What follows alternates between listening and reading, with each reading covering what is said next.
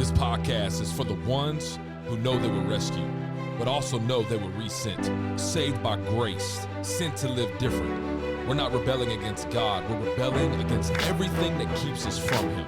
And every day, we don't swing our opinions. We sharpen our lives on the Word of God, the sword of the Spirit, guiding us, cutting through lies, and leading us one step at a time. We'll talk faith, identity, purpose, leadership, and what it really looks like to follow Jesus in a distracted world. Welcome to the Daily Rebel. Yo, what up, Rebels? Here we go. Day 2 of Don't Waste Your Life. We're in James chapter 4, verse 14, that second part. It says this. James says, "What is your life? For you are like a mist that appears for a little while and then vanishes." Have you ever walked outside during the early morning of a cool day and you see your breath in the air? It shows up, it's visible for a second, and then it's gone. Or fog on a field, it's thick for a moment, and then the sun hits it and it disappears. That's the picture James gives for your life. So he's writing to these churches, he's writing to these dispersed, persecuted people, and he didn't say that their life is a mountain. He doesn't say their life is a monument. He says their life is a mist. And that's the same language he's given us today. But we don't always live like that's true, do we? We live like we've got time. And like we said yesterday, we say things like, I'll get serious about this later. I'll deal with that eventually. I'll fix that when things slow down. But one of the biggest mistakes we can make in life is believing that we have time. James interrupts all of that and he asks, what is your life?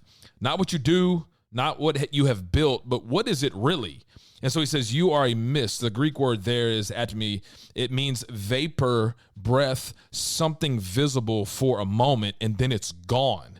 It's not even solid. It's not even lasting. It's not permanent.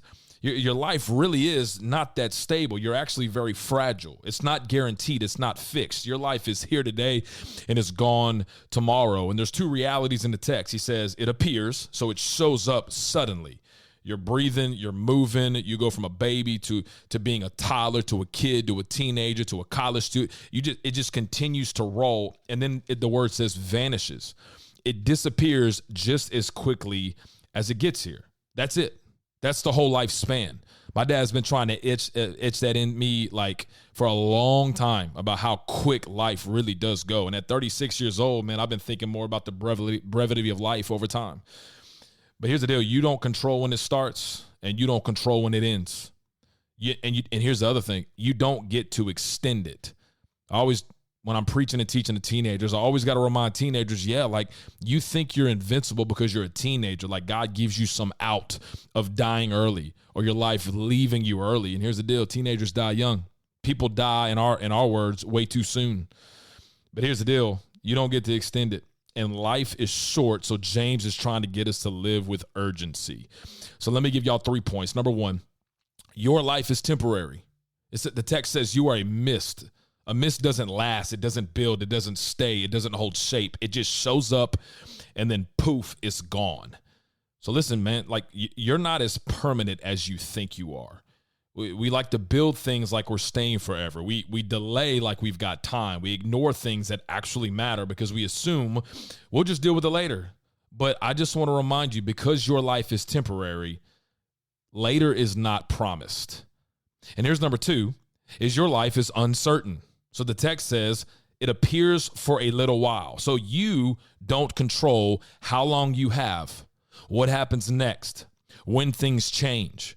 I mean, you can work out and eat all the kale salad you want. You can be as in shape as you want. But even people who are taking care of their bodies and their temples, eventually their time's coming to an end.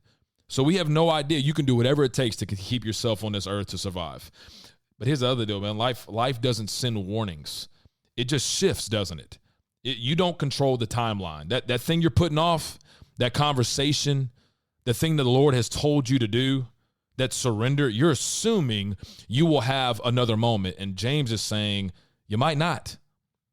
And here's number 3. Your life is valuable. The text says, and then it vanishes. It vanishes. And so here's the deal. The shortness of life, it doesn't make it meaningless. It actually makes it weighty, because what's limited matters more. You don't have forever. You just have right now. Every day it matters. It counts. It carries weight, not because it's long, but because it is limited. So here's the deal, man. There was a phrase that came out from my generation to the next. They used to say things like YOLO, you only live once.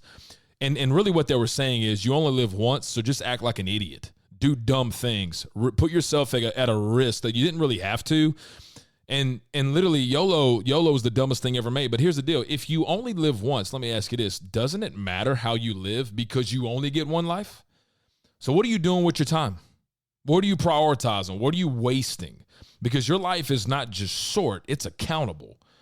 So here's the deal, man. Jesus did not waste his life. He lived with urgency, with purpose, with obedience. Every step was intentional. Every moment aligned with the Father. And because of him, your life isn't just short. It is absolutely significant. So ask yourself, what am I delaying? What am I ignoring? What am I wasting time on? Because you don't get more life later.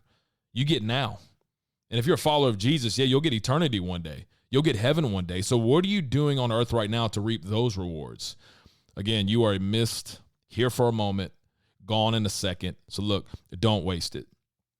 The way I'll close this is the one person that I think about almost every day, every week, is when on January 26, 2020, is when Kobe Bryant and 8 other souls stepped onto a helicopter to head to a basketball tournament.